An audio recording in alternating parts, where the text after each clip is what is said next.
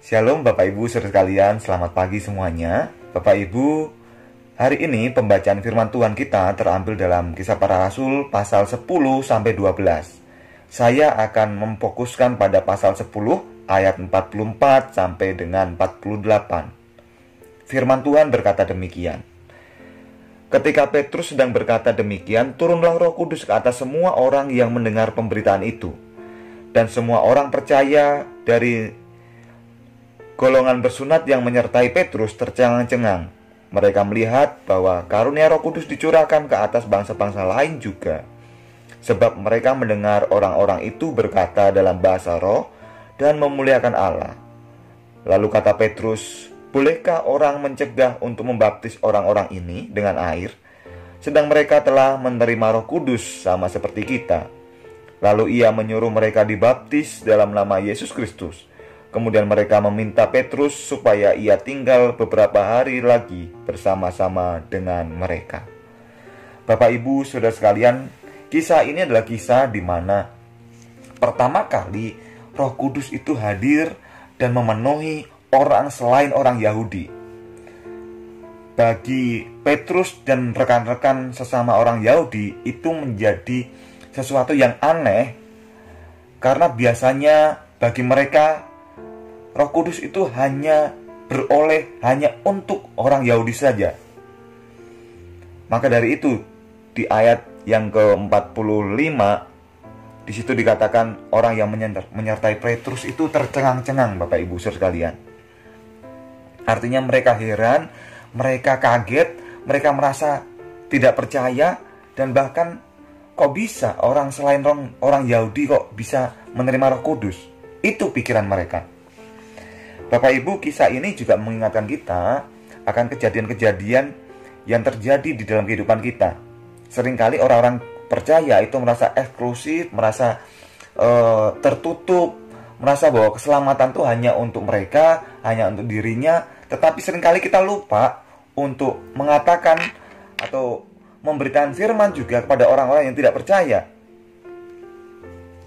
Bersyukur dalam pandemi ini Bapak Ibu. Dengan adanya pandemi ini, semua orang tidak dibatasi dengan batas sekarang ini, semua bisa mengakses internet, sehingga firman Tuhan bisa bebas keluar masuk dalam ruangan-ruangan rumah, bahkan tidak dibatasi oleh tembok-tembok gereja.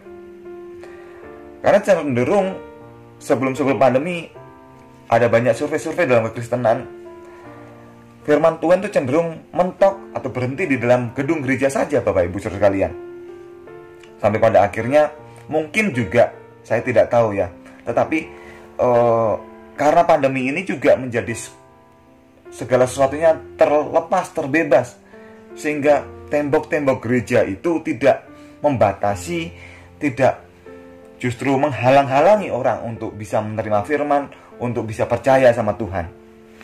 Kita sebagai anak Tuhan, Bapak Ibu saudara sekalian, biarlah ayat ini menjadi perenungan penting buat diri kita, bahwa firman Tuhan itu nggak hanya untuk diri kita. Keselamatan tidak hanya eksklusif buat kita saja yang sudah percaya.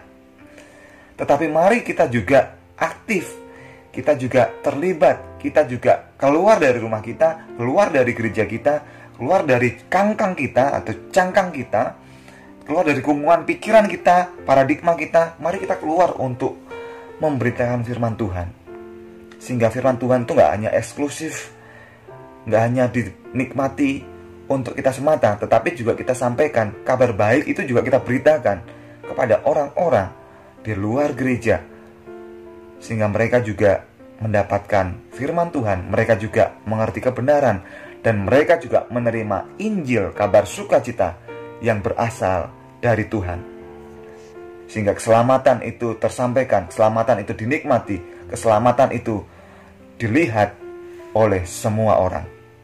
Biarlah firman ini Bapak Ibu saudara sekalian mengingatkan kita kembali, sehingga dalam segala apapun yang kita rencanakan, apapun yang kita kerjakan hari ini, kita tidak boleh lupa bahwa mengabarkan kabar baik, sukacita, Injil Kristus itu. Sehingga Injil itu tidak hanya kita nikmati buat diri kita saja, eksklusif buat diri kita, tetapi juga kita beritakan buat orang-orang di luar gereja, di luar kekristenan, di luar orang percaya, di luar persekutuan kita.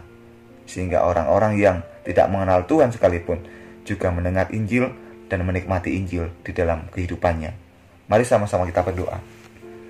Tuhan Allah Bapa kami bersyukur, berterima kasih Tuhan kalau hari ini kami mau berkomitmen untuk memberitakan firman-Mu Tuhan, sehingga Injil itu tidak hanya terkungkung di dalam gedung gereja, terkungkung di dalam eksklusif buat kita semata Tuhan, tetapi kami mau Tuhan membagikan Injil itu Tuhan, kabar baik itu untuk orang-orang yang tidak mengenal Tuhan, sehingga keselamatan bisa dialami, dirasakan oleh orang-orang juga yang tidak mengenal Tuhan, sehingga mereka percaya kepadamu Tuhan. Bentuk hati kami, tolong kami ya Bapa, dalam nama Tuhan Yesus Kristus kami berdoa. Haleluya. Amin.